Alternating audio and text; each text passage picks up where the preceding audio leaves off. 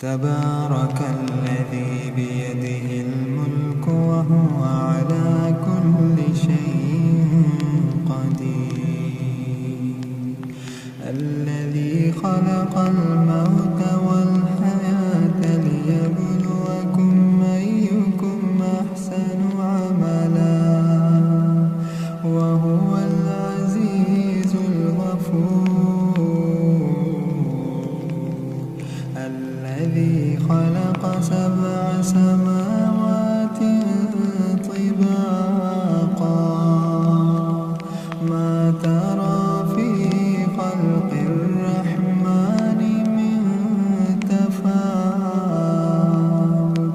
فارجع البصر هل ترى من فتور ثم ارجع البصر كرتين ينقلب إليك البصر خاسئا وهو حسير، ولقد زينا السماء الدنيا بمصابيح وجعلناها رجوما للشياطين وأعتدنا لهم عذاب السعير، وللذين كفروا بربهم عذاب جهنم وبئس المصير، إذا ألقوا فيها سمعوا لها شهيقا وهي تفور تكاد تميز من الغيظ، كلما ألقي فيها فوج سألهم خزنتها ألم يأتكم نذير، قالوا بلى قد جاءنا نذير فكذبنا وقلنا ما نزل الله من شيء إن أنتم إلا في ضلال كبير، وقالوا لو كنا نسمع أو نعقل ما كنا في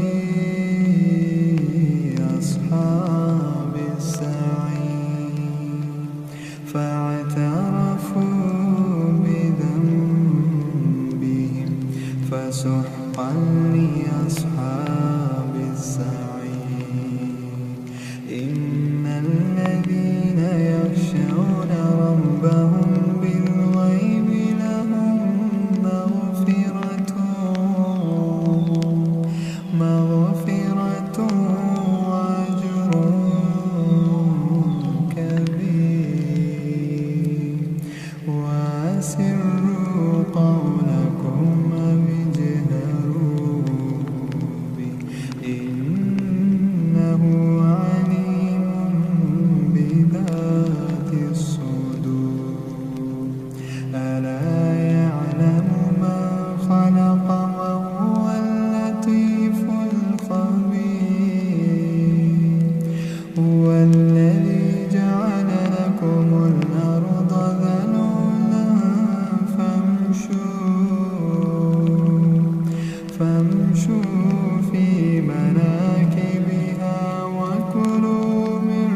رزقه وإليه النشور، أأمنتم من في السماء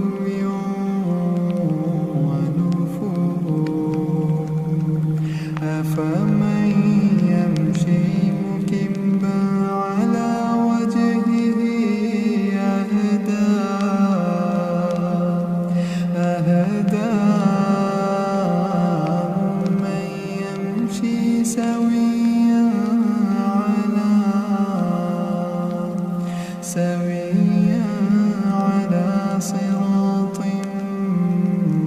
مستقيم.